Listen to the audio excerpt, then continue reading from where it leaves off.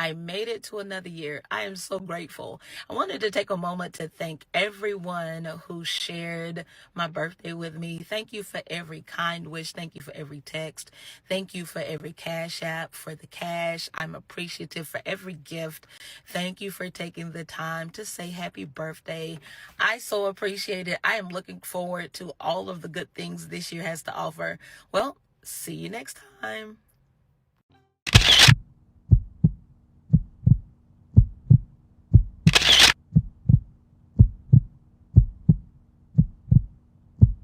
Imagine giving everything you have to advocate for someone who means the world to you, supporting them through every high and low, staying by their side when they're granted a second chance at life, only for them to take that support for granted and ultimately betray you in the worst way, leaving an entire town hurt, angry, and confused.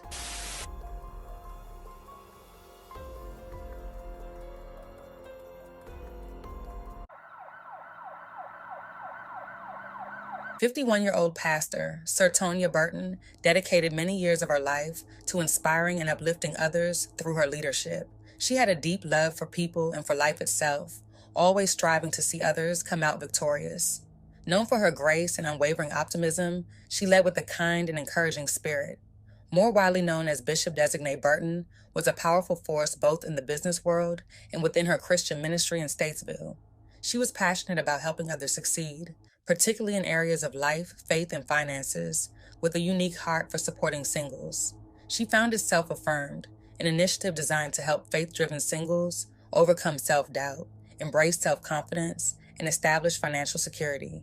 Through mentorship, coaching, and transformative teachings, she inspired others to boldly pursue their purpose and build lives marked by fulfillment, wealth, and legacy.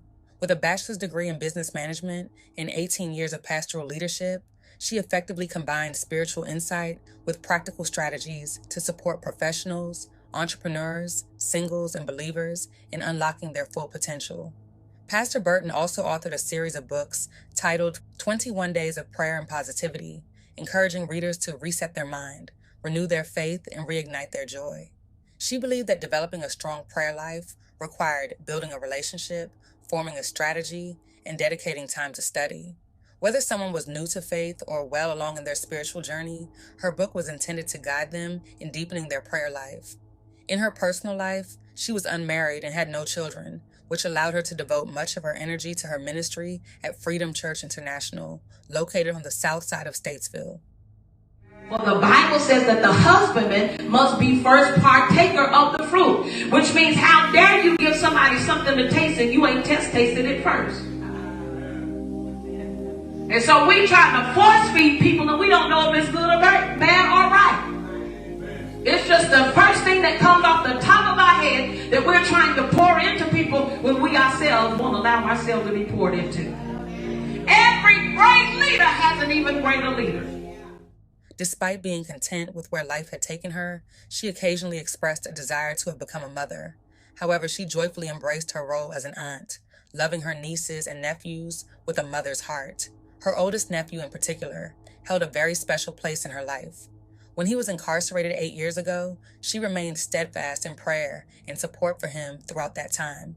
Though the details of his conviction were unclear, when 26-year-old Tishan Burton was released in July 2025, she welcomed him home with open arms. She shared a heartfelt message on social media, writing, "Thank you to those who have covered my oldest nephew in prayer over the years.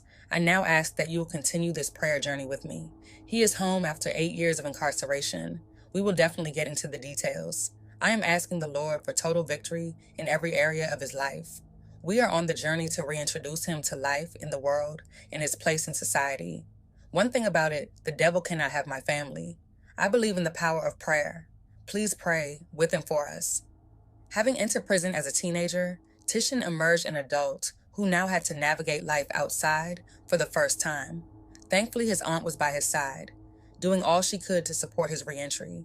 She even advocated for him on a public level, tagging the governor and calling for more comprehensive reentry services in North Carolina, including mental health care, job assistance, housing, medical services, transportation, clothing, skill training, and more. She concluded her post with, "We are pushing my nephew so that he becomes a productive member of society. Her devotion to seeing him succeed was unwavering. She genuinely hoped he would never experience incarceration again. In one of her final videos featuring her nephew, they were shopping for a new wardrobe together. In that video, she reflected on the toll his incarceration had taken on his youth and their shared struggles, saying, "I will admit we didn't know our rights. We didn't have the proper money to fight. The pandemic happened, and it stripped more time and resources. But what I do know is even though he's physically with us, we are going to work doubly hard to make sure he's okay. Prayers up for my oldest nephew. May he be restored and recover all." She was truly one of a kind, someone who consistently went above and beyond to serve and uplift others. Everything seemed to be going well for Sertonia. She had a loving and supportive community of family and friends, and she was making strides professionally. Tragically, an unexpected turn of events would soon unfold, sending shockwaves through the close-knit community of Statesville. At approximately 1:30 p.m. on August 2nd, police responded to reports of gunfire at a residence on 5th Street near Highway 70 in Statesville. When officers arrived at the scene, they discovered an unresponsive adult female lying in the front yard of the home. Saturday afternoon, officers got a call. Shots fired in a 1000 block of 5th Street. The victim was identified as 51-year-old Sertonia Burton. She was transported by paramedics to a nearby hospital, where she tragically passed away from multiple gunshot wounds shortly after arriving. Following an investigation at the scene, authorities named 26-year-old Titan Burton as the primary suspect in the shooting. Later that day, police located Titan at a business on Oakland Avenue. According to reports, he attempted to flee when officers tried to take him into custody. The pursuit led to the backyard of a residence on Broome Street, where officers heard a single gunshot. Moments later, they discovered Titan suffering from a gunshot wound. Paramedics rushed him to the hospital, but he was pronounced dead en route. In an official statement, the Statesville Police Department expressed their deepest condolences to the Burton family during this time of profound loss. He hadn't even been out of jail for a full month before taking the life of a beautiful soul, someone deeply loved and respected by all who knew her. In the short time he was free, she embraced him with open arms, offering guidance, shelter, and unconditional love. She treated him with dignity and did everything in her power to help him find his footing again. It was clear to anyone watching how proud she was to be his aunt, how deeply she believed in his potential for redemption. Tragically, he betrayed that love in the most heartbreaking way imaginable. Her life, a life marked by service, leadership, and compassion, was taken far too soon and under the most unthinkable circumstances. This was not how her story should have ended. Sertonia and Titan are the only ones who truly know what led to the shooting that day. And heartbreakingly, neither of them is here to answer the lingering questions that remain. The news sent shockwaves through the tight-knit community of Statesville. A city once uplifted by her voice and vision was suddenly silenced in grief. As word spread, the heartbreak was palpable. Friends, church members, mentees, and even complete strangers flooded social media with an outpouring of love, memories, and tributes. Posts poured in by the hundreds, filled with stories of how she had touched lives, built others up during their lowest moments, and led with unwavering faith and grace.